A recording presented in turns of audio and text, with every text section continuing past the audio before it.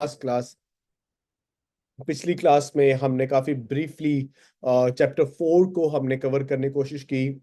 और चैप्टर 4 में हमने ये देखा कि किस तरह से यीशु मसीह सुखार के कुएं पर बैठे, जो कि सामरिया में है, एक सामरी औरत के साथ मुकालमा आराई करते हैं।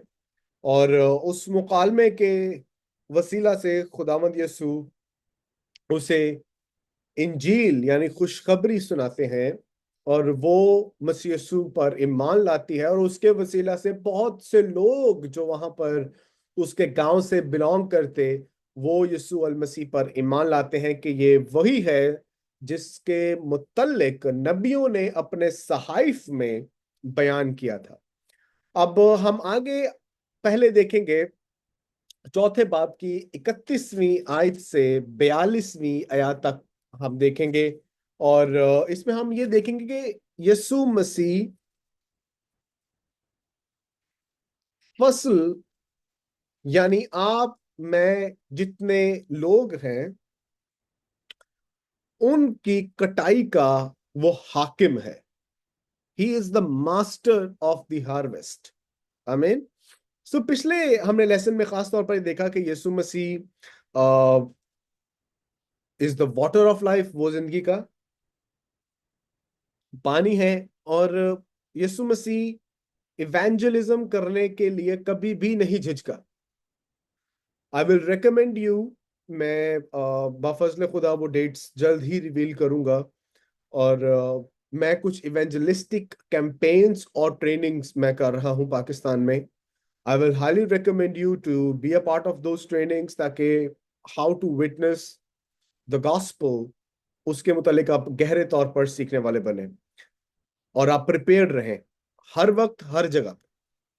That was Christ's model of evangelism, कि वो हर जगह हर वक्त मुनादी करने के लिए, बिशारत देने के लिए वो हमेशा तैयार रहता था। और हमें भी इसी तरह याद रखना है कि हमें हर वक्त इंजील की खुशखबरी यानी उस खुशखबरी के पैगाम को सुनाने के लिए हर वक्त हर घड़ी हर लम्हा हर जगह पर तैयार रहना है। 5वें बाब में हम देखेंगे अभी बाद में कि वो जो यहाँ पर हमें थकावट सी नजर आ रही है, आगे जाके लोग भी हमें थके हुए नजर आते हैं। और हम देखेंगे कि किस तरह से यीशु मसीह एक डिस्कोर्स एनालिसिस बाद में हमें छठे बाब में भी मिलेगा कंसर्निंग हंगर। और यीशु मसीह यकीनन वो इवेंजलिज्म कर रहे हैं, बिशारत कर रहे हैं, मुनादी कर रहे हैं, वो थक गए, वो थके होंगे, भूखे भी होंगे। लेकिन हम यहाँ पर जब चौथे बाब में देखते हैं कि शागिर्द जब खाना लेने गए हैं, वो वापस आए हैं, देखते हैं कि वो सामरी औरत से बात कर रहा है। यीशु मसीह ने उनको क्या कहा? मेरी मेरा खाना यह है कि मैं अपने भेजने वाले की मर्जी को पूरा करूं। So Jesus actually cared more about the spiritual health, about the spiritual work, rather than just the physical need of his body. अगर आप मत्ती बल्कि सिनॉप्टिक गॉस्पेल्स पढ़े, खास तौर पर मत्ती की इंजील और लूका की इंजील, उसमें हमें यीशु अल मसीह की आजमाइश के ताल्लुक से सीखने को मिलता है, जिसमें सबसे पहली आजमाइश यीशु मसीह पर यह आई कि लोगों के शैतान ने उससे कहा, तो कह दे तो ये पत्थर रोटी बन जाए। और यीशु मसीह ने क्या कहा? आदमी सिर्फ रोटी ही से जीता ना रहेगा, बल्कि हर उस बात से जो खुदा के मुंह से निकलती है। अगर आप देखें तो चौथे बाब की 32वीं आयत, अपने बाइबल्स प्लीज अपने साथ ओपन रखिएगा, क्योंकि मैं सारा टेक्स्ट से बता रहा हूँ। हमारे पास टाइम नहीं है कि हम वर्स बाय वर्स चले, लेकिन मैं सारे टेक्स्ट में से ही बातें कर रहा हूँ ताकि आपको भी बेहतर अंडरस्टैंडिंग हो। 32वीं आयत देखें तो वहां पर वो कहता है, लेकिन उसने उनके उनसे कहा, मेरे पास खाना खाने के लिए ऐसा खाना है जिसे तुम नहीं जानते। 5 शागिर्दों ने आपस में कहा, क्या कोई उसके लिए कुछ खाने को लाया है? 34वीं आयत देखें। यीशु ने उनसे कहा, मेरा खाना यह है कि मैं अपने भेजने वाले की मर्जी के मुआफिक अमल करूं और उसका काम पूरा करूं। ये यीशु मसीह का खाना था। What is your and my food today? Nando's का चिकन, बट कढ़ाई, लक्ष्मी चौक के दाल चावल। हमारा खाना क्या है? हमारा खाना ये होना चाहिए कि हम रूहों को जीतने वाले बने, लोगों को इंजील के पैगाम से मुतारिफ करवाने वाले बने। आमीन। यहू वो शागिर्दों को लगा कि कोई और उसे खाना दे गया है। तो शागिर्दों को जिस्मानी खुराक की फिक्र पड़ी है, यीशु को रूहानी खुराक की फिक्र पड़ी हुई है। लेकिन हम देखते हैं कि यही शागिर्द जो इस वक्त अभी जिस्मानी खुराक को अव्वल दर्जा दे रहे हैं, अमाल की किताब पहले बाब के 8वीं आयत के मुताबिक जब उन्हें रूह कुद्स मिल गया तो उनका खाना भी यीशु मसीह की तरह हो गया है। वो रूहों को जीतने के लिए जगह ब जगह जा रहे हैं। वो हर जगह पर पहुंच रहे हैं कि इंजील का पैगाम सुनाया जाए, क्योंकि मसीह ने कहा कि तुम मेरी गवाही दोगे। और गवाही आप तब देते हैं जब रूहुल कुद्स से भरे होते हैं, क्योंकि रूहुल कुद्स आपको ये बताता है, सिखाता है कि आपका हकीकी खाना मटन कढ़ाई नहीं है। हकीकी खाना दर हकीकत आपका यीशु मसीह की गवाही देना है। और शागिर्द इस इवेंजलिस्टिक टूर पे यहूदिया से गलील जाते हुए इस मुकाम से पहुंचे हैं जहां पर बहुत से लोग खोए हुए थे। और यीशु मसीह देखें, जब वो भीड़ उसके पास आ गई है, यीशु मसीह ने कुछ कहा। जरा मेरे साथ चौथे बाब की 35वीं आयत देखें। यीशु मसीह ने कहा, क्या तुम कहते नहीं कि फसल के आने में अभी 4 महीने बाकी हैं? देखो, मैं तुमसे कहता हूं, अपनी आंखें उठाकर नजर करो कि फसल पक गई है। फसल पकी, अच्छा इसका मतलब क्या फसल पकी हुई है? कोई मुझे बताएगा? आप में से कोई भी बताए फसल पकी हुई है, इससे क्या मुराद है? ये उस कॉन्सेप्ट से रिलेटेड है जो मैंने जॉन चैप्टर 3 में आपको सिखाया था। एनी वन ऑफ यू कोई भी कमेंट कर दे, फसल पकी हुई है इससे मुराद क्या है?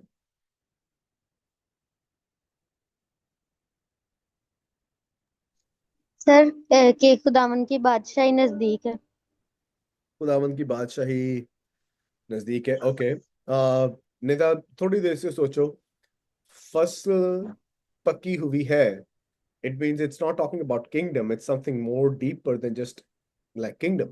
So good answer, good answer ji Emily. Sir may be लोग गॉस्पेल सुनने के लिए अब तैयार हो गए हैं। परफेक्ट, नियर 90% आपने जवाब दे दिए। They are ready. फसल पक चुकी है, इसका मतलब यह है कि रूहुल कुद्स उनके दिलों में काम कर रहा है, उनको रीजेनरेट कर दिया है। Now you just need to go and preach the gospel, और वो ईमान लाएंगे। They are ready to listen to the gospel. They are ready, क्यों? होली स्पिरिट उनकी जिंदगी में काम कर रहा है। होली स्पिरिट उनको रीजेनरेट कर रहा है। होली स्पिरिट उनको नए सिरे से पैदा कर रहा है। और आपने उस फसल की कटाई करनी है। कटाई कैसे होगी? इंजील की मुनादी करके। आमीन। यहां पर जब देखें तो शागिर्द मटेरियलिस्टिक चीजों की तरफ ध्यान दे रहे हैं। यीशु मसीह मटेरियलिज्म से हटकर स्पिरिचुअलिटी और उनके रीजनरेशन पर फोकस कर रहा है। याद रखें, हमें जब फसल की कटाई करनी है, हमें अपनी ख्वाहिशें, हमें अपनी जरूरियात से हटकर मसीह के लिए, उसकी बादशाही की वसत के लिए हमें तैयार रहना है और हमें इंजील का पैगाम सुनाना है। आमीन। यार, मेरे साथ तो बहुत दफा ऐसे होता है कि मैं अक्सर अंधा हो जाता हूँ, मेरा दिल इतना सख्त हो जाता है कि लोगों की मैं जरूरियात को समझ नहीं पाता, क्योंकि मैं कभी कभार अपने बारे में अपनी जरूरियात को देख रहा होता हूँ। लेकिन मैंने एक चीज का एक्सपीरियंस किया, जितना ज्यादा मैं अपनी जरूरियात को देखता हूँ उतना ही ज्यादा मुझे डाउनफॉल होता है।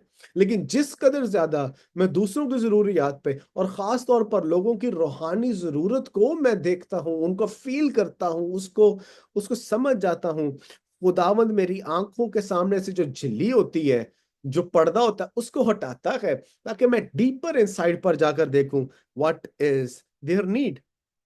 और जब वो रूहुल कुद्स मुझे सिखाता है, तो मैं पौलुस रसूल की तरह, जो दूसरा कुरिन्थियों 5वें बाब की 16वीं आयत है, उसके मुताबिक मेरा नजरिया लोगों को देखने का वो फर्क हो जाता है। वो कहता है बस अब से हम किसी को जिस्म की हैसियत से ना पहचानेंगे, क्योंकि मैं फिर जब जिस्म को नहीं देखता, मैं उसकी रूहानी स्टेट को देखता हूं कि वो यहां पर रूहानी स्टेट कहां पर है, क्या है। तो this is what you need to see. Yeshu Masih उन पर तरस कहता हुआ या तरस की निगाह से देख रहा है। आज हमने हर दिन, हर जगह, हर घड़ी जो खोए हुए हैं, उनके लिए अपने लिए टाइम निकालना है कि हम उनको मसीह के पास लेकर जाएं। याद रखें, अक्सर हम कहते हैं, अगर हम इंजील की मुनादी कर रहे हैं, खास तौर पर जब हम बतौर एक मिशनरी काम कर रहे होते हैं, तो हमें जब फ्रूट नहीं मिलता, हम बड़े डिसहार्ट हो जाते हैं, बहुत ज्यादा डिसहार्ट हो जाते हैं। और अक्सर जब हम कोई इंजील का बीज बोते हैं, फसल नहीं पकती, हमें फ्रूट नहीं मिलता, तो हम डिसहार्ट होते हैं। हम फिर दुआ करते हैं, रोजे रखते हैं, प्रीच करते हैं और टीच भी करते हैं, लेकिन हमें रिजल्ट नहीं मिलता। तो हमें क्या करना चाहिए इस मामले में, जब हमें रिजल्ट कुछ भी नहीं मिल रहा? कैन एनिमल टेल मी के व्हाट शुड वी डू जब हमें रिजल्ट मिल ही नहीं रहा? हम मुनादी भी कर रहे हैं, दुआ भी कर रहे हैं, रोजे भी रख रहे हैं। जी सर मैं जी जी। सर मैं बात करूं। हम्म। सर सबसे पहले तो ज़रूरत ये है कि हम खुदावन से खुदा की मर्जी पूछें ओके। कि जहाँ पे एवेंजलिज्म करनी है खुदावन से रूहें मांगे और दुआ से ये काम शुरू किया जाए। मैंने परफेक्ट। बैक्सिंग की किताब पढ़ी थी, मेरे हुजूर चल और कामिल हो। उसमें हम्म। ये था कि हमारे पास प्लान तो बहुत सारे हैं, लेकिन एग्जैक्टली। खुदा की मर्जी क्या है उसको जानना जरूरी है। और फिर ओके। इससे ये होता है कि आपकी एनर्जी एनर्जी परफेक्ट वे में इस्तेमाल होती है। कई दफ़ा मैं सोचती हूँ कि मैं बहुत एनर्जेटिक हूँ, मैं यंग हूँ, मैं हम्म। ये भी कर सकती हूँ, मैं वो भी कर सकती हूँ, हम बहुत कुछ कर या सकते हैं, या लेकिन असल में जानना ये कि खुदा की मर्जी क्या है।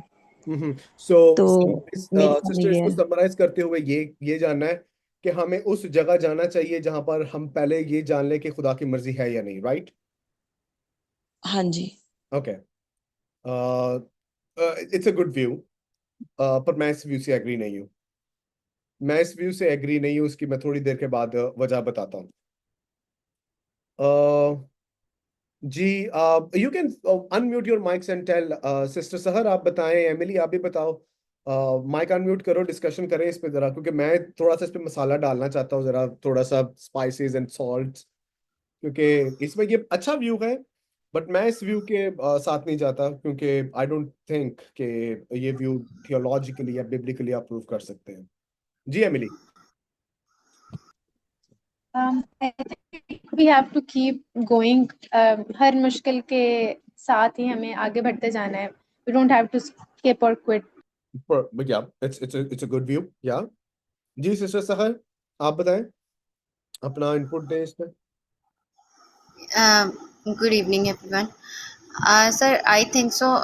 Faith is most important thing. Like अगर हमारी ज़िंदगी में कोई काम नहीं हो रहा, तो तब भी हमें उन हालात में खुदा पर ईमान रखना जो है वो छोड़ना नहीं चाहिए। मतलब कुछ लोग होते हैं, अगर उनकी ज़िंदगी में कोई काम नहीं होता तो वो डिट्रैक हो जाते हैं, परफेक्ट। अपनी सोचों में और अपनी दुनिया की सोचों में गुम हो जाते हैं। लेकिन हमारा जो फेथ है, कंप्लीटली तौर पर हमारा ट्रस्ट जो है ना, वो बहुत स्ट्रांग होना चाहिए। परफेक्ट। परफेक्ट। अब आप तीनों के जवाबात को ना मैं ब्लेंड करके एक कुलिया दे रहा हूं आप। डोंट सीक, आपने फ्रूट का तलबगार नहीं होना, फेथफुलनेस का तलबगार होना। ठीक है? एमिली ने कहा कीप गोइंग, सहर ने कहा ईमान रखना है, सिस्टर बिमला ने कहा खुदा की मर्जी जाननी। अब इसको मैं ब्लेंड करके आपको बता रहा हूं। It is not important to focus on fruitfulness, it is important to focus on faithfulness. कई जगह पर अमाल की किताब में रसूल गए हैं जहां पर उन्हें फ्रूट नहीं मिला, क्या उन्होंने छोड़ दिए? या उन्होंने ये कहा कि अच्छा जी मैं खुदा की पहले मर्जी जान लूं फिर मैं जाऊंगा? नो। क्राइस्ट सेट गो, आपको जाना है, आपको हर जगह सुनाना है, हर टाइम सुनाना है। फ्रूट, आप अपना काम करो, छोड़ दो, आगे रूहुल कुद्स जाने, आगे खुदा जाने। एमिली 95% करेक्ट थी क्योंकि शी सेड गो। जी sister Bimla, you want to add something? जी जी जी सर, मेरा ख्याल माल की किताब में ये हवाला है कि जहाँ पे वो नहीं आपकी सुन रहे वहां पे अपने पाँव की गर्द झाड़ दें और आगे चलें, इट्स इन ऐसा मैथ्यू, भी हवाला है। इट्स इन मैथ्यू, या जी ठीक। जी आप अपना काम करो sister, we need to work work उन पैरामीटर्स के मुताबिक जिसके लिए हम बुलाए गए हैं। शालीन अगर काम कर रहा है, if I go and preach for example, मैं कहता हूँ मैं इवेंजलिस्टिक कैंपेन करूंगा, नॉट इवेंजलिस्टिक कैंपेन वो जो आजकल हो रही है वो वाली कैंपेन्स नहीं, मैं इवेंजलिस्टिक कैंपेन करता हूँ, आउटरीच करता हूँ, and I get to see no fruit, no worries. उसकी वजह क्या है? आई नो कि ये काम फ्रूट लाने का मेरे ऊपर नहीं है, ये खुदा के ऊपर है। मेरा काम है पहुंचकर इंजील सुनाना, उसके बाद चुप हो जाना, उसके बाद रूहुल कुद्स को काम करने दें कि वो काम करे लोगों की जिंदगी में। It's not me. सो अगर फ्रूट मिलता है, ये खुदा की मर्जी, नहीं मिलता, ये भी खुदा की मर्जी है कि आप एटलीस्ट वहां पर गए हैं। याद रखें, एक शख्स था इंडिया में, यस इंडिया में था एक शख्स, और 15 से 20 साल वो खिदमत करता रहा। मजे की बात बताऊं, 20 साल की खिदमत में सिर्फ एक रूह वो जीत पाया था। अब आपका हादसा निकल जाएगा थोड़ा सा, वो अपने आप को बचा पाया था। वो अपने आप को बचा पाया था। और इट्स इंटरेस्टिंग टू नो कि वो 15 से 20 साल खिदमत की, कोई ईमान ना लाया, कोई भी मसीह के पास ना गया, लेकिन उसका सक्सेस और उसके बाद जो उस जगह पर आया, वो वहां पर रिवाइवल्स करता गया। Listen to what the word of God says. 36वें देखें। और काटने वाला मजदूर मजदूरी पाता है और हमेशा की जिंदगी के लिए फिर जमा करता है, ताकि बोने वाला और काटने वाला दोनों मिलकर खुशी करें। आप बोएं, कोई और काटे, हालेलुया फिर भी। ठीक है, अगर आप कलाम का बीज बो रहे हैं, फ्रूट नहीं निकल रहा, इट डज नॉट मीन कि फ्रूट नहीं होगा। खुदा की मर्जी, sister Bimla, this is what खुदा की मर्जी। खुदा अपने वक्त पर लोगों को अपने पास लेकर आते हैं, बिकॉज ही नोज कौन आएगा। We don't know. हमारे पास रिस्पॉन्सिबिलिटी ये है। मैं भी जब आऊंगा इवेंजलिस्टिक कैंपेन्स के लिए, तो मैं एक चीज आपको सिखाऊंगा सिखाऊंगा, God sovereignty and human responsibility. I think हमें इसका ब्लेंड और खास तौर पर पाकिस्तानी कलीसिया को सिखाना जरूर है। आज हम समझते लोग शिफा पा गए, हालेलुया रूहें जीत गई। नहीं, दिस इज नॉट रूह जीतना। Revival is not recovery. Revival is not recovery. कोई खोया हुआ है जो मसीही है, जो बागी हो चुका है, वो खोया हुआ नहीं आप कह सकते, उसकी रिकवरी हो रही है। रिवाइवल वो है जो मुर्दा है उसको जिंदा कर दिया गया है। और अभी हम देखेंगे कि यीशु मसीह जब जिंदा करने की तालीम देता है। So focus on faithfulness, not fruitfulness. Fruit लगाना देना मेरे यस्सु का काम है, छोड़ दो उसके ऊपर।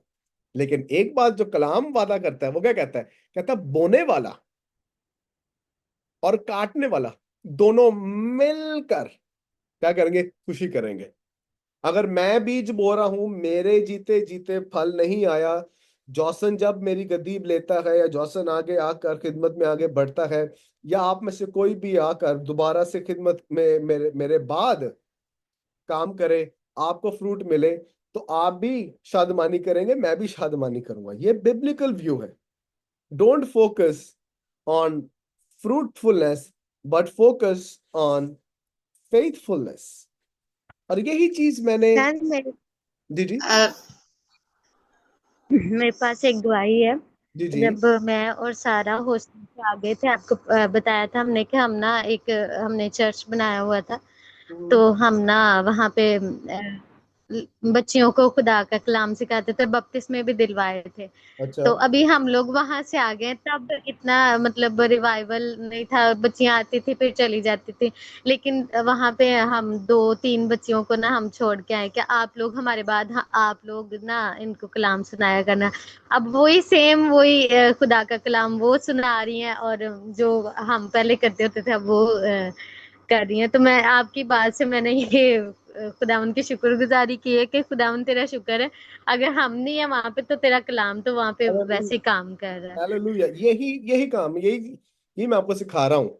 दिस, नेता, दिस इज बिब्लिकल व्यू। आज लोगों ने ना अपने हाँ व्यूज बनाए हुए हैं। मुझे अपने व्यूज ना, तो मुझे बाइबली तौर पे मैं क्यों एक्सपोजिशन पसंद करता हूँ टेक्स्ट की। मुझे ये पता है इंसानी किताबें वो मायने नहीं रखती मेरे लिए, ये किताब मायने रखती है, और ये इसका व्यू है। सो आपने बीज बोया, काट कोई और रहा है, आप दोनों खुशी कर रहे जी। हैं। That's the जी biblical. बिल्कुल। Praise God. Keep it up. हाँ। Sahar, you wanted to say anything?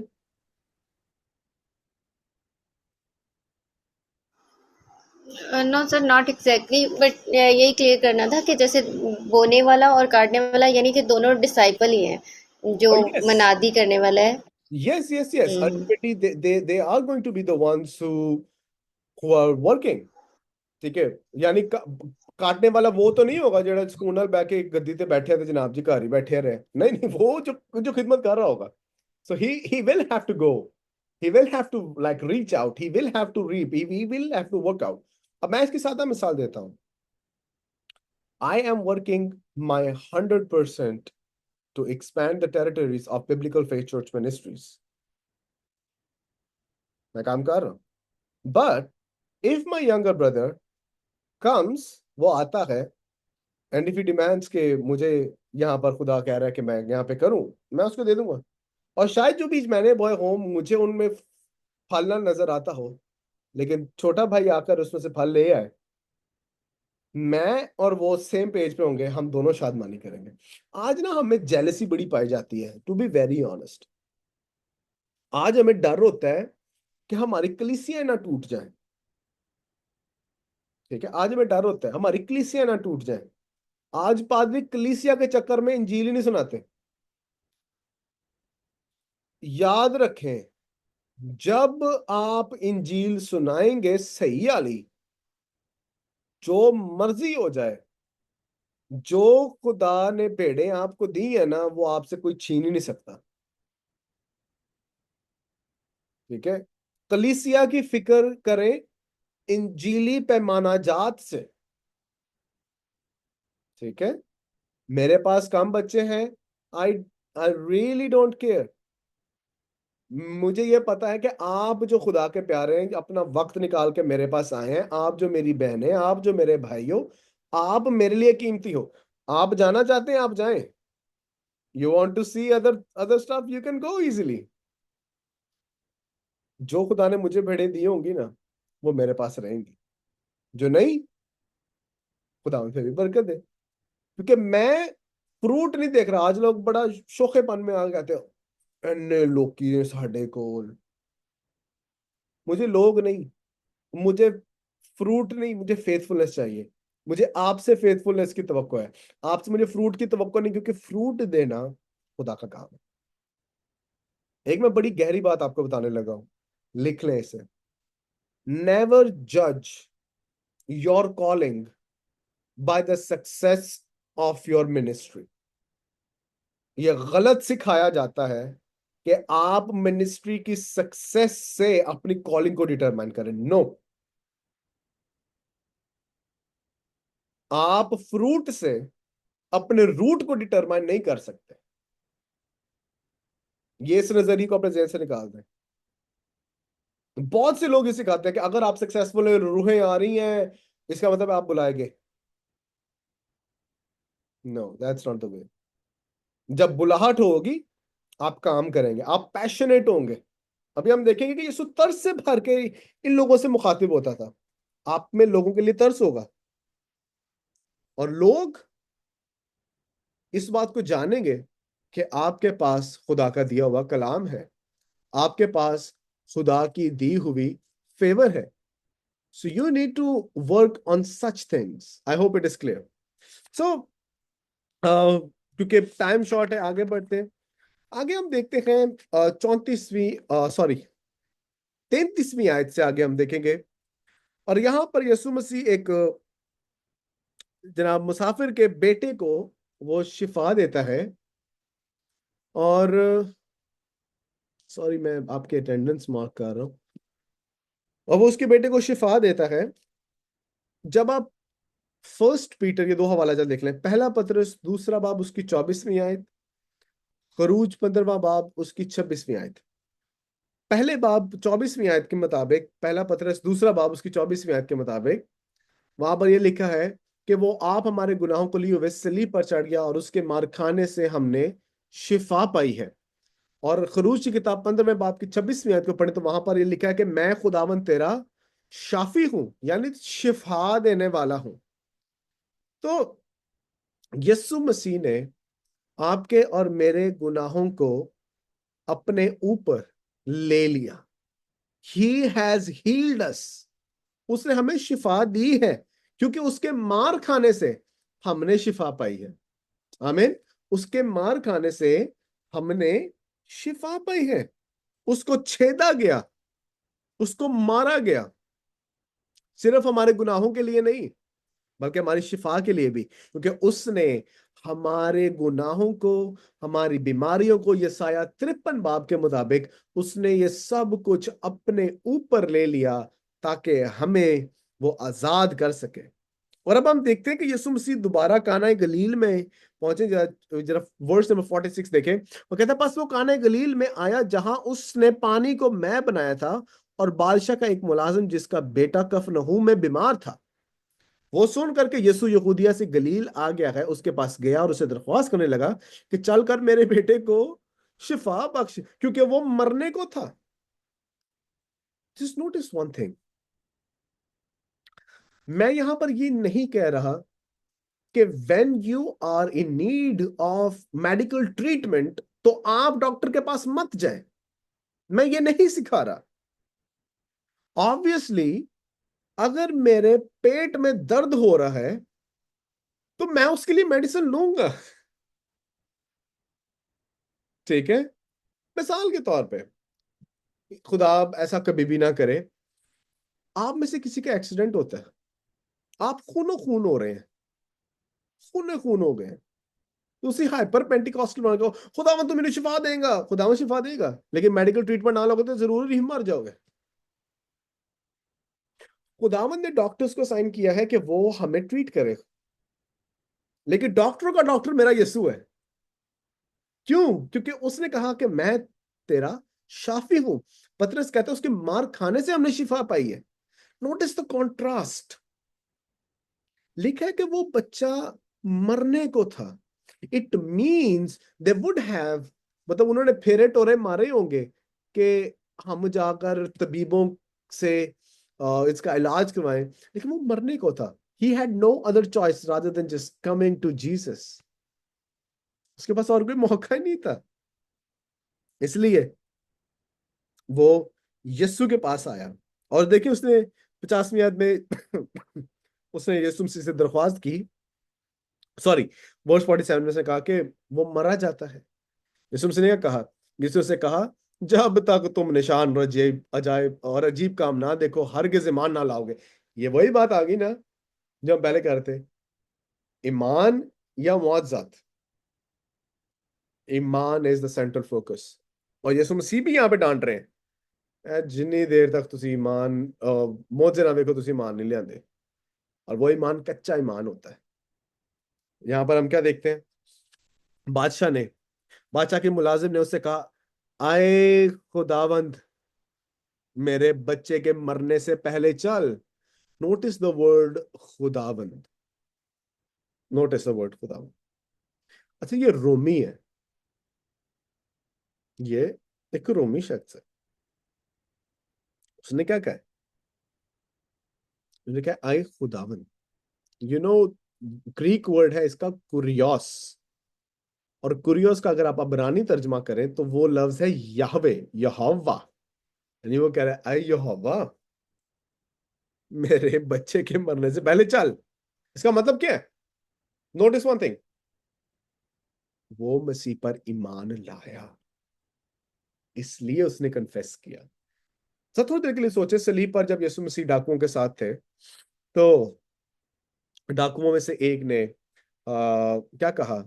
आए खुदावंद, जब तू अपनी बादशाही में आए। मुझे याद करना, खुदावंद, ये लफ्ज जो खुदावंद है, it is very meaningful. Kyrios, he is acknowledging that he is the lord. He is acknowledging कि ये खुदावंद है, यही खुदा है। और यहां पर हम देखते हैं इस गवर्नमेंट ऑफिशियल ने क्या कहा है, इस मुलाजिम ने क्या कहा है? आए खुदावंद। क्यों? कि उसको इस बात पर ईमान था कि ये सब चीजों को अपने कलाम की कुदरत के वसीला से संभाल सकता है। और यीशु मसीह ने क्या कहा? यीशु ने से कहा, जा तेरा बेटा जीता है। वो फेथ लाया, कलाम आ गया, जा तेरा बेटा जीता है। अच्छा, उसने क्या किया आगे? उन्हें ऐ नहीं किया और भाएं चल के हाथ रखो और दुआ करो, कोई तेल लाओ, कोई पानी छिड़को। आज हमने लोगों ने तेल पानी पे लगा दिया हुआ है। तेल छिड़को, पानी छिड़को, और पानी छिड़कने जाके नहा लो। नहीं नहाते तो जाके नहाओ। हमने लोगों को तेल पानी पे ना ट्रक की बत्ती के पीछे लगाया हुआ है। और आजकल देखो नई मुहिम शुरू हुई हुई है, वो जनाब जी टावल्स जो है उस पे दुआ करके भेज दे, वो साथ रख देते पाजी बदुमा बाहर काटे में। What nonsense are you taking? Yeshu Masih ने कहा, जा तेरे ईमान, जा। जैसा आई थिंक यीशु मसीह यहाँ पर द स्पिरिट ऑफ टेक्स्ट देखूं मैं ना, दिस इज एक हर्मेनूटिकल प्रिंसिपल है जिसको मैं कहता हूं the spirit of the text. Verse number 49 से 50 के दरम्यान आई थिंक यीशु मसीह ने जरूर कहा होगा, ओ तू ईमान लाया है, जा तेरा बेटा जीता है। ईमान इज समथिंग जिस पर हमें काम करना है। कुछ लोग ईमान नहीं लाते इसलिए मांगते भी नहीं है। याकूब क्या कहता है? तुम्हारे पास है नहीं क्योंकि तुम मांगते नहीं हो। कुछ लोग मांगते इसलिए नहीं क्योंकि ईमान नहीं होता, वो डाउट करते हैं। और चूंकि वो डाउट करते हैं इसलिए वो कभी मांगते नहीं है, और चूंकि वो मांगते नहीं है उनके उनके पास होता नहीं है कुछ भी। इसने क्या कहा? चल, इसमें ने कहा, जा तेरा बेटा जीता है। और उसने क्या किया? उस शख्स ने इस बात का यकीन किया। ओ माय गॉड, उसने इस बात का यकीन किया। ही बिलीव्ड इट। अब ये हर्मेनूटिक्स, इल्म तफसीर, तशरीह करने का असूल है। कॉन्टेक्स्ट से कह रहा है उसने यकीन किया। उसने वर्स 49 में ये नहीं कहा कि वो ईमान लाए इसलिए उसने खुदावंद कहा, but this actually is modifying what he said in verse 49। खुदावंद इसको मॉडिफाई कर रहा है, यानी वो ईमान पहले भी लाया, उसने मांगा, उसने कन्फेस किया तो खुदावंद है। यीशु ने कहा तेरे ईमान के वसीला से तू जीता है, वो जीता रहेगा। उसने कहा कि इस बात का यकीन किया, और जो यीशु ने उससे कहा, यीशु ने उससे कही और चला गया। वो यकीन किया और वैसा किया। आज हम यकीन भी कर लेते हैं लेकिन करते नहीं है। मुझे ना ये स्टेटमेंट बड़ी अजीब सी लगती है, टू बी वेरी ऑनेस्ट। बहुत अच्छी स्टेटमेंट है लेकिन मुझे बड़ी अजीब सी लगती है, जो खुदा दी मर्जी। व्हाट? जो खुदा दी मर्जी? जी भाई आपको जॉब मिली है, जो जो जो खुदा दी मर्जी। जॉब के ਤੁਹਾਡੇ सिर ते आएगी आसमानों, खुदा आएगा एला जॉब फड़। हमने ना खुदा की मर्जी को मजाक बना लिया है, टू बी वेरी ऑनेस्ट। हमने एक ह्यूमन रिस्पॉन्सिबिलिटी को निग्लेक्ट ही कर दिया। मुझे तब तक मुझे जॉब ना मिली जब तक मैंने अप्लाई ना किया, और जहां पर जॉब मिली वो खुदा की मर्जी है। कई बहनों से, कई भाइयों से ना मेरी अक्सर मुलाकात होती है, बात होती है, क्योंकि I love speaking the word of life in younger generations. और मैं अक्सर पूछता हूँ जी, कोई लड़का आपको पसंद आया है? अपनी बहनों से पूछता हूँ जी, कोई लड़का पसंद आया है? अपने भाई से पूछता हूँ जी, कोई लड़की पसंद आई है शादी के लिए? तो जी जी, जो जो खुदा की मर्जी जी, जो खुदा दी मर्जी। अच्छा ठीक है जी, खुदा दी मर्जी। मैं फिर अगला पूछता हूँ, क्या पेरेंट्स कुछ देख रहे हैं आपके लिए? नहीं नहीं, जो खुदा दी मर्जी। अब भाई खुदा दी मर्जी पता कहाँ चलेगी? पता तब चलेगी जब आप यकीन करेंगे और वैसा करेंगे जो यीशु मसीह कहता है। ईमान बगैर अमाल के मुर्दा है। याद रखें, इसको निजात के कॉन्टेक्स्ट में नहीं सीखना कि अमाल करोगे तो निजात होगी। नो, जब ईमान होगा आपका अमल ऑटोमेटिकली निकलेगा। क्रिश्चियनों, मसीहियों, पैसिविटी से, ये आलसीपन से ना निकल कर काम करना शुरू करो। Do an effort for the Lord, do every effort for the Lord. ये जानकर करो कि जो काम करते हो मसीह के लिए करो। आमीन। जी एमिली। सर मेरा क्वेश्चन था कि सेल्वेशन के लिए अच्छे अमाल का होना जरूरी नहीं है। आई थिंक रोल कोई प्ले नहीं करते डीड, तो नो, फिर क्रिश्चियन लाइफ में अच्छे डीड्स का होना क्यों जरूरी है? क्रिश्चियन लाइफ में डीड्स का होना इसलिए जरूरी है ताकि आप दूसरे लोगों से फर्क नजर आए। ठीक है? एक बादशाह का बेटा बादशाह ही होता है, एक नौकर का बेटा नौकर ही रहता है। आप बादशाह के बच्चे हैं। ठीक है, आप बादशाह के बच्चे हैं। यूहन्ना 1:12 में लिखा है, जितनों ने उसको कबूल किया उसने उन्हें फर्जंद होने का हक बख्शा, यानी वो जो उस पर ईमान लाते हैं। आप इस दुनिया के खालिक और मालिक के बच्चे हैं। You are the sons and daughters of God. तो आपको खुदा के बच्चों, क्योंकि आप खुदा के बच्चे हैं, आपको इब्लीस के बच्चों से फर्क नजर आना चाहिए। लॉ क्यों दिया गया था? Why was the law given? ताकि इसराइल बाकी कौमों से, अकवाम से फर्क नजर आए। लेकिन वो शरीयत उनको दी गई रिडेम्पशन के बाद। ये हाईली थियोलॉजिकल टॉपिक है, इस पे मैं पूरा लेसन इस पे ले सकता हूं। लोग कहते हैं कि हम शरीयत की वजह से खुदा की उस फेवर को हासिल कर सकते हैं। नो, पहले फेवर है, फिर लॉ है। पहले उनको आजाद किया गया, फिर उनको लॉ दिया गया। Don't interpret law wrongly. मेरी रीडिंग ऑफ द स्क्रिप्चर में पहले रिडेम्पशन हुई थी, फिर कानून दिया गया। कानून इसलिए दिया गया ताकि वो दूसरी कौमों से फर्क नजर आए। आज हम मसीही रास्तबाजी इसलिए प्रैक्टिस में लाते हैं ताकि हम बाकी कौमों से अलग रहें। और मसीही रास्तबाजी करने के लिए हमें दूसरे लोगों पर या शरीयत पर, शरीयत के अमाल पर तकिया करने की जरूरत नहीं। हमें होली स्पिरिट पर डिपेंडेंट रहने की जरूरत है। ताकि क्योंकि होली स्पिरिट आपको बताएगा, हाँ शालीम ये बुरी बात है, ये नहीं करना। शालीम ये बुरी बात है, don't do that. Shalim don't do this. Shalim don't do that. वो मेरे अंदर से आवाज आएगी, मेरा जमीर जागेगा कि मैं किसी को धोखा ना दूं, कि मैं किसी के साथ दगा ना करूं, कि मैं किसी को नुकसान ना पहुंचाऊं, मैं चोरी ना करूं, मैं लालच ना करूं, मैं जना ना करूं, मैं किसी बेगाने के माल का लालच ना करूं। ठीक है? दिस होली स्पिरिट जो आप में है वो इस दुनिया के से बढ़कर है। और इसीलिए faith has always the top priority. लेकिन ये काम वो करेगा जो ऑलरेडी निजात याफ्ता होगा। आप, मैं कभी भी नहीं कहता मैं माड़ा इंसान हूं, मैं नहीं कहता। क्यों? आपने भी नहीं कहना मैं माड़ा जाएगा। क्यों माड़े भाई ने? वो आप शाही काहिनों का फिरका हो, खुदा की खास मलकियत हो, खुदा के बेटे, खुदा की बेटियां हो। मुझे पादरी इस्किल साहब याद आ गए, एक दफा जा रहे थे कहीं बैरूने मुल्क, तो एक शेख साहब उसके साथ बैठ गए। तो पादरी साहब ना बाइबल मुकद्दस, पता नहीं पादरी इस्किल थे या अंकल याकत कैसे थे, मुझे याद नहीं है। तो शेख साहब ने पूछ लिया, आप बाइबल पढ़ रहे हैं? उन्होंने कहा हाँ जी हाँ जी, मैं बाइबल पढ़ रहे हैं। तो उन्होंने बाद में कहा कि आप कहते हैं कि यीशु खुदा का बेटा है? तो ओ पादरी साहब ने, मुझे भी याद नहीं है अंकल याकत थे या अंकल हिस्केल, आई थिंक अंकल हिस्केल थे। हाँ, तो अंकल हिस्केल ने जवाब दिया यसू दी गल तू बाहर छड़, मैं खुदा दा बेटा मैं खुदा दा बेटा हूं। Trust me, trust me.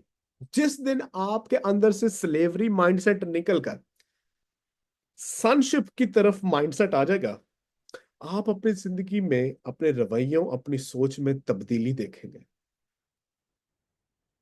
इस मुलाजिम की सोच और अमल और रवैये में तब्दीली इसलिए आई क्योंकि यीशु मसीह पर ईमान लाया था। ठीक है, और उसके एक्शन प्रूव कर रहा है कि वो वाकई मान लाया, लेकिन यकीन किया और उसने जो कहा वो चला गया, जैसा कहा उसने वैसे किया। So you need to believe and do. आप कहें मैं मसीह पर ईमान रखता हूं, मुझे खुदावंद प्रोवाइड करेगा, आप मेहनत नहीं करेंगे, कमरे में बैठे रहेंगे, खुदावंद कैसे देगा? He will not provide. You have to work for the Lord. You have to sacrifice a lot. So आगे हम देखते हैं, क्योंकि टाइम भाग ही जाता है, मेरे पास चीजें इतनी होती हैं। आई थिंक ये तो आगे नवंबर तक आपका मैं गॉस्पेल ऑफ जॉन ही लेकर जाऊंगा, पर कोशिश है कि हम इसे जल्दी कंप्लीट कर लें। 5वें बाब की तरफ चलेंगे।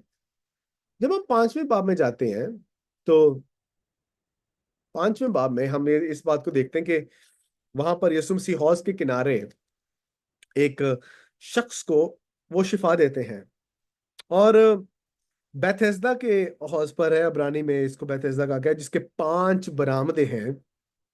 और एक मिनट जरा, let me see the notes, I hope it's not included in the next, okay या। और वहां पर आप देखें तो बाइबल में ना ब्रैकेटों में ये लिखा हुआ है, ब्रैकेट्स में, दीज आर स्क्राइबल एडिशंस।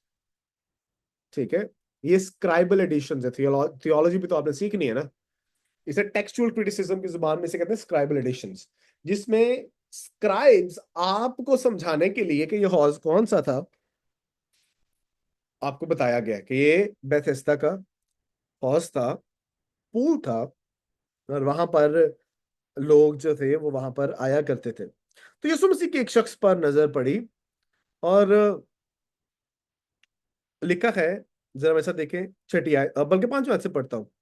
वहां एक शख्स था जो 38 वर्ष से बीमारी में मुब्तला था। उसको यीशु ने बड़ा देखा, और ये जानकर कि वो बड़ी मुद्दत से इस हालत में है, उससे कहा, क्या तू तंदुरुस्त होना चाहता? अच्छा, जरा सोचें, आप किसी बीमार के पास जाएं, आप कहें कि आप शिफा पाना चाहते हैं, तो आगे कोई हो रही हो जवाब दे दे, तो कुछ सेंस मानदी?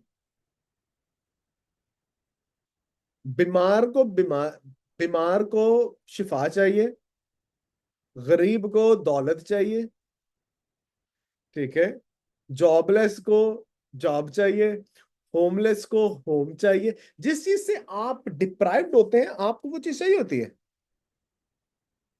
लेकिन आप जरा इसका इसका जवाब देखें। यीशु मसीह ने पूछा, तुझे शिफा चाहिए? 7वीं आयत देखें जरा, तो कहता है, उस बीमार ने उससे जवाब दिया, आए खुदावंद, मेरे पास कोई आदमी नहीं कि जब पानी हिलाया जाए तो मुझे हौज में उतार दे, बल्कि मेरे पीछे भी दूसरा मुझसे पहले उतर पड़ता है। मेरे पहुंचते पहुंचते दूसरा मुझसे पहले उतर पड़ता है। कहना, मैं उत्थे खलोता किते बैठा रहना, मेरे पिछों आके अगले आ जाते ने। अच्छा, यीशु मसीह ने क्या कहा है? सर जी जी, सर ये हौज वाला क्या सीन है इसमें? वाकई कोई शिफा वाला था या कोई मेडिकल? इसमें इसमें कुछ भी नहीं था। It was all faith. लेकिन लिखा है यहाँ पे कि खुदावंद का फरिश्ता हौज पर उतर कर पानी हिलाया करता था। ये कहा जाता था, अच्छा। कहा जाता था। हाँ कहा जाने में, सोचने में और होने में बड़ा फर्क होता है। ठीक है, हाँ जी। कहा जाने में, होने में, कहा जाता, क्योंकि मैंने आपको पहले बता दिया है कि भाई ये स्क्राइबल एडिशन है, जस्ट टू मेक हाँ सेंस, जी। कॉन्टेक्स्ट को बिल्ड करने के चक्करों में। यीशु मसीह ने क्या कहा? यीशु मसीह ने कहा, चले, कोई नहीं जाना उससे। उन्होंने क्या कहा? अपनी चारपाई उठाकर चल फिर, हालेलुया। उन्होंने कहा, चारपाई चुप ते चल। ਅੱਜ ਤੈਨੂੰ ਹੌਸ 'ਚ ਜਾਣ ਦੀ ਜ਼ਰੂਰਤ ਨਹੀਂ। ਅੱਜ ਹੌਸ 'ਚ ਜਿਹੜਾ ਪਾਣੀ ਹੈ ਤੇ ਜ਼ਿੰਦਗੀ ਦਾ ਪਾਣੀ ਮੈਂ ਦੇ ਦਿੱਤਾ ਹੈ, ਉੱਠ ਤੇ ਚੱਲ ਫਿਰ। Hallelujah, isn't this wonderful? मेरा यीशु मौजूद करता है, मेरा यीशु मौजे करता है, आज भी करता है, हमेशा करता रहेगा। एक चीज का बस वो तवक्को करता है, ईमान लाओ। और लिखा है वो शख्स फौरन तंदुरुस्त हो गया और अपनी चार पाय उठाकर चलने फिरने लगा। वो तंदुरुस्त हो गया। और फिर हम देखते हैं कि क्योंकि आगे लिखा है वो दिन सबत का था। अब सबत के दिन ऐसा काम करना नाज़ैबा समझा जाता था, उसको बड़ा बुरा माना जाता था कि no this is a very bad thing that you are doing. Yeshu ने कहा कोई गल नहीं। इसलिए यहूदी यीशु पर और ज्यादा उससे नफरत करने लगे। जरा देखिए मेरे साथ 16वीं आयत। इसलिए यहूदी यीशु को सताने लगे क्योंकि वो ऐसे काम सबत के दिन करता था।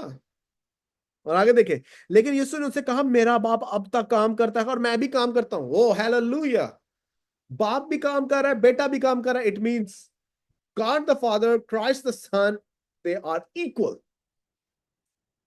वो बराबर है, वो अपने आप को बराबर रखता है। इसलिए देखें, इस सबब से यहूदी और भी ज्यादा उसे कत्ल करने की कोशिश करने लगे।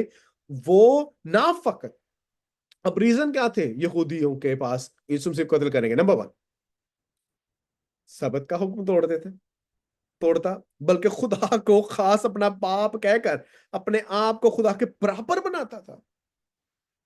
आज लोग कहते हैं कहाँ मैं यीशु मसीह ने कहा जी वो मैं खुदा हूं।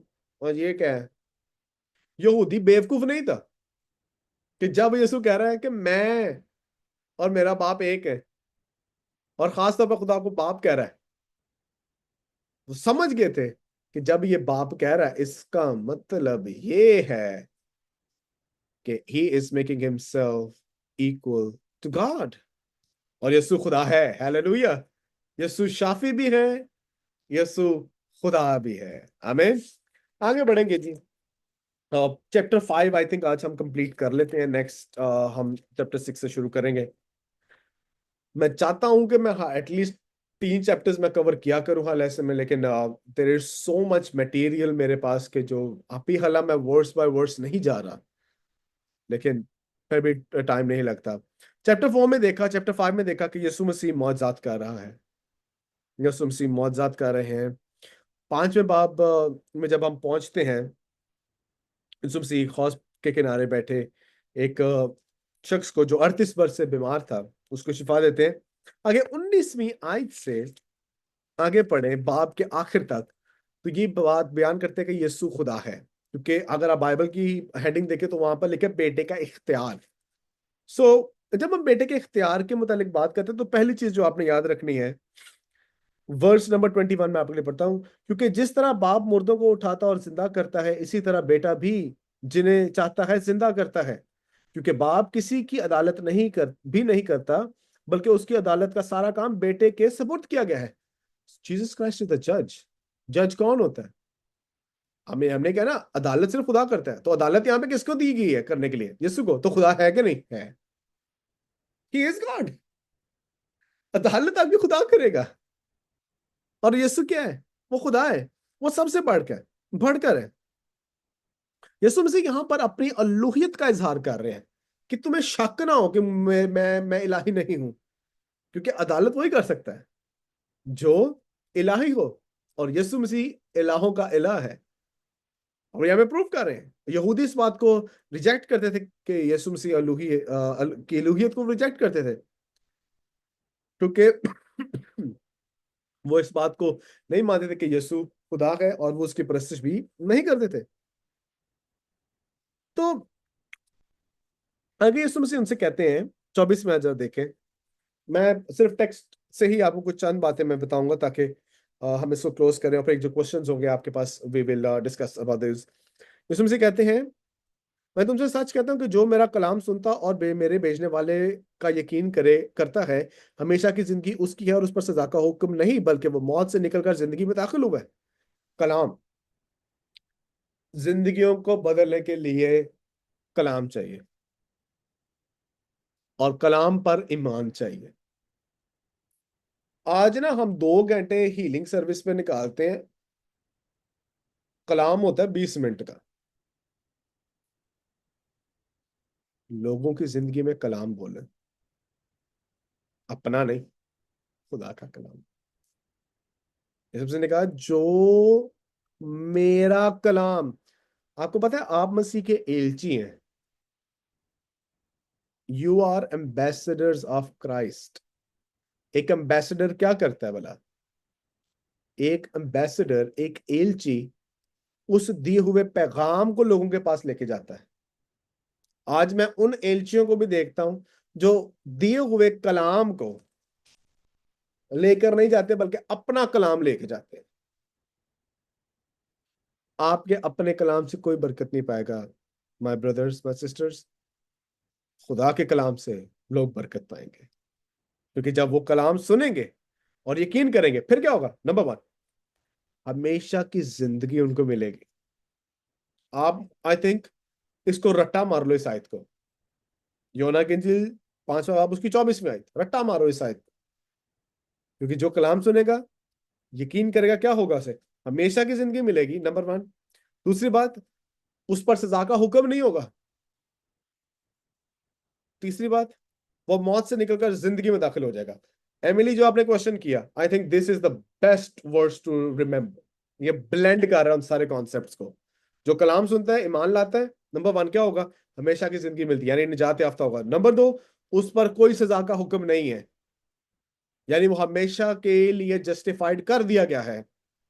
He is justified, he is saved, और जिंदगी में दाखिल होगा। जिंदगी में दाखिल होने से मुराद है उसके अमल, उसके अमाल बताएंगे he is the son of God. ये खुदा का बेटा, ये खुदा की बेटी है। This is the best verse. और कहते हैं, मैं तुमसे सच कहता हूं कि वो वक्त आता है, बल्कि अभी है, कि मुर्दे खुदा की बेटे की आवाज सुनेंगे, और जो सुनेंगे वो जिएंगे। अच्छा, ये मुर्दे कौन से हैं? वो मुर्दे, अच्छा, इसकी 2 इंटरप्रिटेशन हो सकती हैं। वो मुर्दे जो कब्रों में, लेकिन क्या वो सुन सकते हैं? क्या वो सुन सकते हैं? मुर्दा, जिस्मानी मुर्दा कभी भी सुन नहीं सकता। यहां पर आई थिंक जो कॉन्टेक्चुअली बात की जा रही है, रूहानी मुर्दगी की बात की जा रही है, कि जो रूहानी तौर पर मुर्दा है, वो जब बेटे की आवाज सुनेंगे तो क्या करेंगे? वो जिएंगे। क्योंकि जिस तरह बाप अपने आप में जिंदगी रखता है, उसी तरह बेटे को भी बख्शा कि अपने आप में जिंदगी रखे, बल्कि उससे अदालत करने का भी इख्तियार बख्शा, इसलिए कि वो आदमजाद है। आदमजाद, सन ऑफ मैन, इब्ने आदम।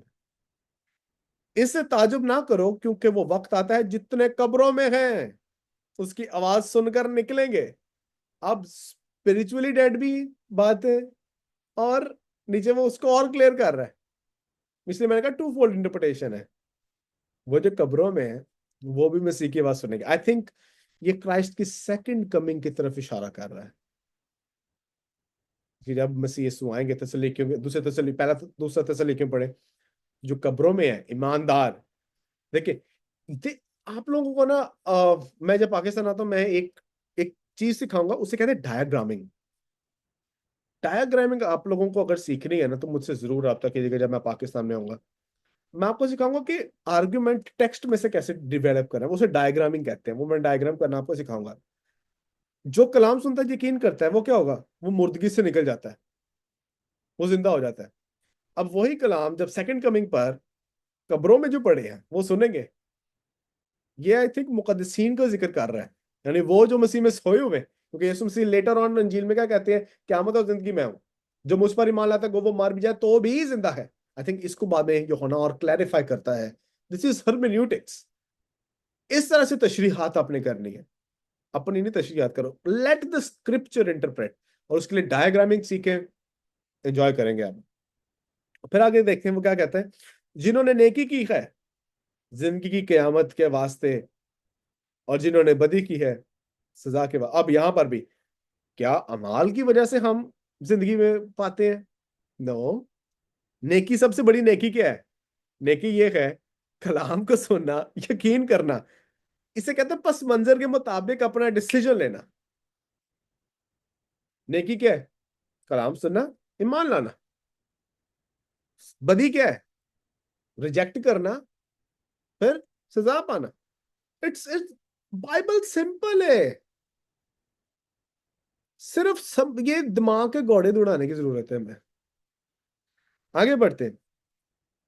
वो कहते हैं मैं अपने आप से कुछ नहीं कर सकता, जैसा सुनता हूं अदालत करता हूं, मेरी अदालत रास्त है, क्योंकि मैं अपनी मर्जी से नहीं बल्कि अपने भेजने वाले की मर्जी चाहता हूं।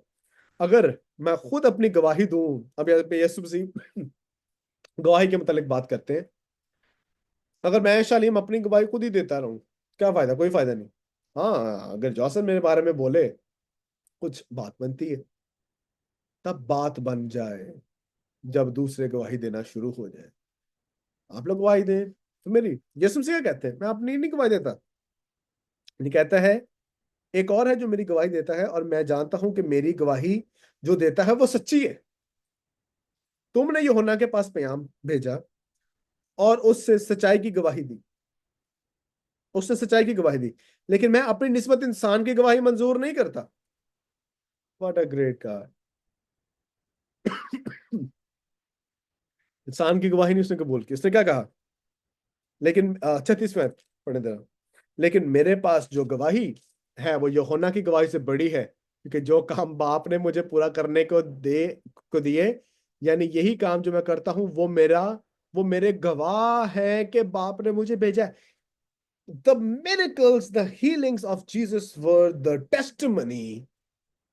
यीशु खुदा है, और मान लो यीशु खुदा है, मान लो।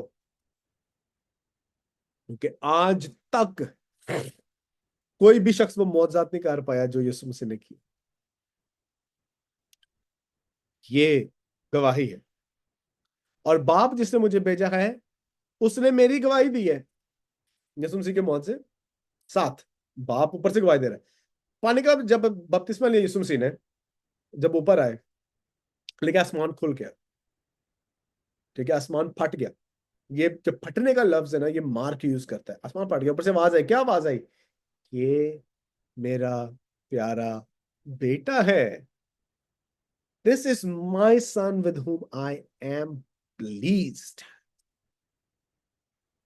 क्या मजे की बात है ना। मतलब मैं जब ये सोचता हूँ यार, उत्तों गवाही आई है, क्या बात है। थल्लों इंसान की गवाही की कोई फिगर ही कोई नहीं। उत्तों गवाही आई है तो कम बोल रहे। अज कहते नहीं हमें, नहीं नहीं चुप रहो, कम ਨੂੰ ਬੋਲਣ ਦੋ। ਯਿਸੂ ਮਸੀਹ ਦਾ ਕੰਮ ਵੀ ਬੋਲ ਰਿਹਾ ਸੀ। ਉੱਤੋਂ ਵੀ ਆਵਾਜ਼ ਆ ਰਹੀ ਹੈ ਤੇ ਥੱਲੇ ਕੰਮ ਵੀ ਬੋਲ ਰਿਹਾ। फिर यूहन्ना भी गवाही दे रहे हैं। यीशु कहता है वो छोटी है गवाही, वड्डी गवाही की है। और मेरा बाप जो आसमान पर है वो मेरे बारे में कहता है, और मैं अपने भेजने वाले की मर्जी पूरी कर रहा हूं। अगर मेरा बाप मौजज़ात करता है, मैं भी मौजज़ात कर रहा हूं। मेरा बाप सबत के दिन काम कर रहा है, मैं भी सबत के दिन काम कर रहा हूं।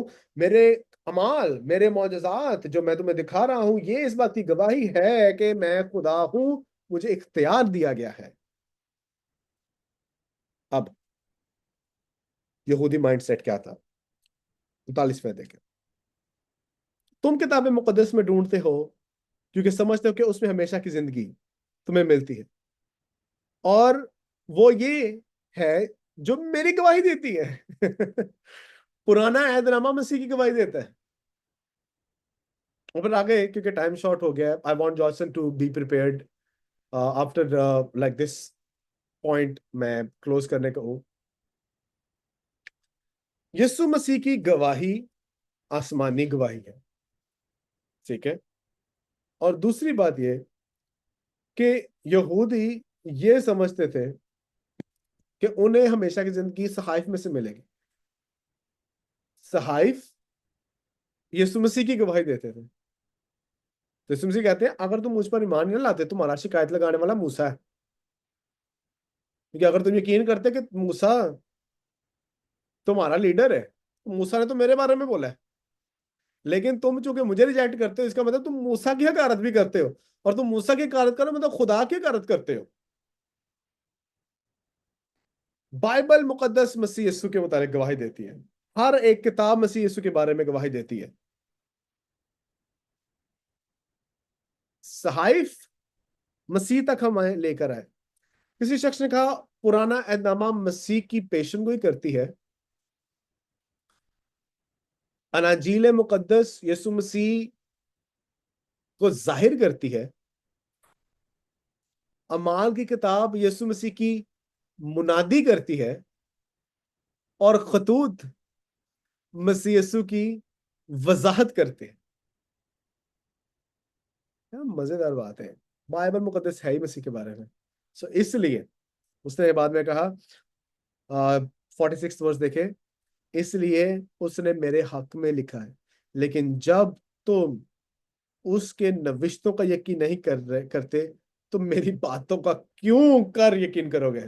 वाह वाह मेरे मालिक, यसु मसीह ਨੂੰ रूट कॉज पता सी कि अगर वो उसकी बात का यकीन नहीं कर रहे मेरी गल्लां कित्थों करनगे। लेकिन यसु मसीह ने कहा मेरी गवाही कौन देता है, मेरी गवाही ऊपर बैठा हुआ आसमानी पिता देता है, और मेरी गवाही मेरे काम देते हैं। तुम गवाही तुम उस नजात दहिंदा को सहाइफ में से ढूंढते हो, सहाइफ तो मेरे बारे में बताता है, हमेशा की जिंदगी मेरे पास है, आओ और हमेशा की जिंदगी ले लो। यही आज का मैसेज है आपके लिए। आओ, सुनो, ईमान लाओ, हमेशा की जिंदगी ले लो। God bless you.